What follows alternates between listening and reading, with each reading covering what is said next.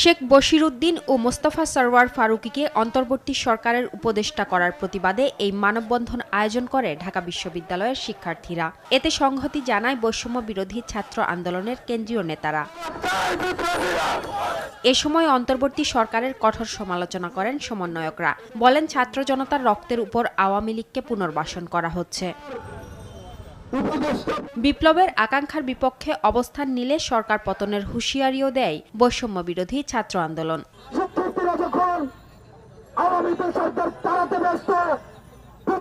আমরা খবর পাই নতুন উপদেষ্টা নিয়োগ দিচ্ছে বঙ্গভবনে বসে শিক্ষার্থীদের রক্তকে পুঁজি করে।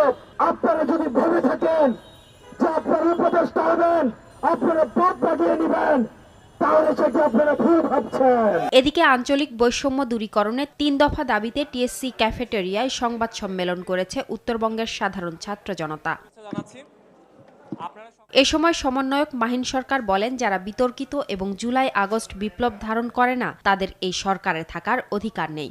সুষম উন্নয়ন ও অন্তর্ভুক্তিমূলক নীতি প্রণয়নে উত্তরবঙ্গের 2 বিভাগ থেকে কমপক্ষে 2 জন করে মোট 4 জন উপদেষ্টা নিয়োগ করতে হবে।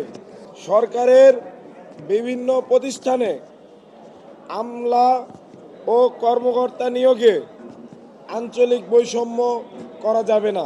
দাবি আদায়ে মঙ্গলবার বিকেল 3:30টায় রংপুর, রাজশাহী ও ঢাকায় একযোগে বিক্ষোভ কর্মসূচির ডাক দেয় তারা। আজকে যারা এই অন্তর্বর্তীকালীন সরকারে আছেন, আমি একটা সংবাদ পড়েছি, সেইটা পড়েই বলছি যে এটা সরকারের একজন উপদেষ্টা মাহফুজ সাহেব জানিয়েছেন যে বঙ্গভবন থেকে শেখ মুজিবের ছবি নামানো হয়েছে। দেখুন, এটা করেছে ঠিক আছে, কিন্তু সময় তো সবসময় একরকম যায় না। যার যতটুকু ইতিহাসে অবস্থান আছে সেটা থাক। আপনারা স্বাধীনতার পরে শেখ মুজিবুর রহমানের অনেক অন্যায়, অনেক দুঃশাসন দেখেছি, তারপরে তো সে ছিল, তার ছবিটা ছিল। জিয়াউর রহমান কিন্তু তার ছবি পুনঃস্থাপন করেছে। আমি মনে করি তার ছবিটা নামিয়ে ফেলাটা উচিত হয়।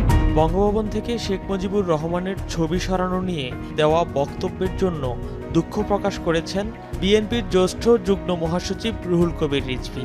মঙ্গলবার এক বিবৃতিতে রিজভী দুঃখ প্রকাশ করেন।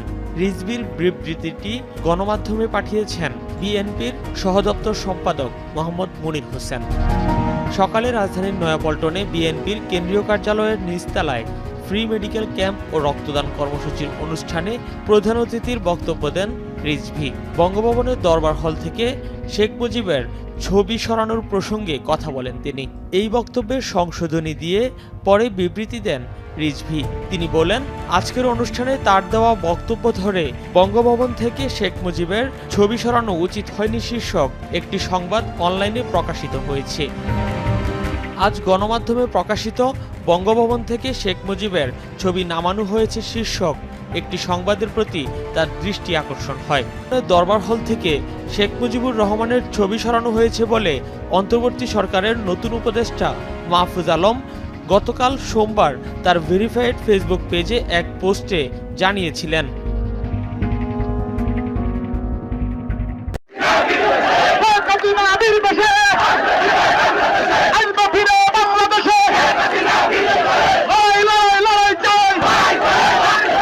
প্রধানমন্ত্রীকে বলতে চাই, মাননীয় প্রধানমন্ত্রী, মীর জাফরেরা কখনো দূরে থাকে না। মীর জাফরেরা আপনার আশেপাশে ঘুরতি মেরে আছে, যারা এখন এমন রূপ ধারণ করছে যেটি হয়তো আপনি বুঝতে পারছেন না। আমরা সেই 75-এ দেখেছি বঙ্গবন্ধুর কত কাছে ওই মোস্তাক ছিল। ওই মোস্তাককে আশেপাশেই তোষামত করতে করতে ঘুরতি মেরে থাকে, আর তারা পশ্চিমাদের কিছু নোংরা এজেন্ডা বাস্তবায়ন করে, যেটা আমাদের অনেক বড় ক্ষতি করে।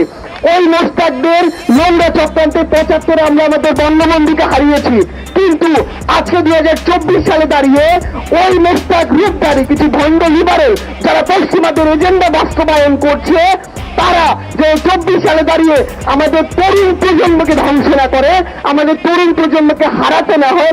জিস আলম, তিনি হঠাৎ করেই পাল্টি নিয়ে শেখ হাসিনাকে দেশে ফেরাতে চায় কেন? তাহলে কি বৈষম্য বিরোধী ছাত্র আন্দোলনের কথা ভুলে গেল সার্জিস আলম? যারা এখন এমন রূপ ধারণ করছে যেটি হয়তো আপনি বুঝতে পারছেন না। আমরা সেই ৭৫ দেখেছি বঙ্গবন্ধুর কত কাছে ওই মোস্তাক ছিল। সার্জিস আলমের এমন বক্তব্যে দেখে খেপে গিয়েছেন ব্যারিস্টার রুমিন ফারহানা। রুমিন ফারহানা বলেন, এদেরকে বিশ্বাস করতে নেই, এরা কখন কি করতে চাচ্ছে বোঝা আসলেই মুশকিল। হওয়ার পর তিনি তার মনের দুঃখের কথা বলেন, প্রধানমন্ত্রীকে পা ছুঁয়ে সালাম করতে গেছিলাম, প্রধানমন্ত্রী সালামটা নিতে চান নাই, আমার বড় দুঃখ লাগছে। তখন তো বুঝি নাই যে প্রধানমন্ত্রী আমাকে আসলে। এদিকে আবার ছাত্রলীগ নিষিদ্ধ হওয়ার পর থেকে চায়ের দোকান বন্ধ করেছেন এই চা বিক্রেতা। আওয়ামী লীগ সরকার যাওয়ার পরেই দুর্নীতি দেখে আরো বাড়ছে, কমার কিছু দেখতেছি না।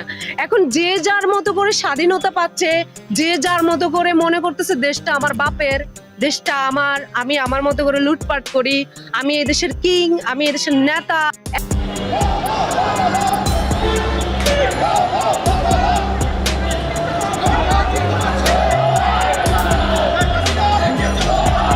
আওয়ামী লীগ ও ছাত্রলীগের ভিডিও বার্তায় জানা যায় ডোনাল্ড ট্রাম্পের হাত ধরে দেশে ফিরবেন শেখ হাসিনা।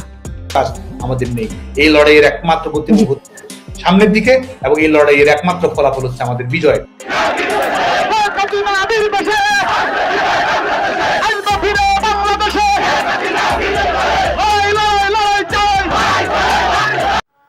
সবসময় আপনাদের পাশে থাকবে বাংলাদেশ নিউজ।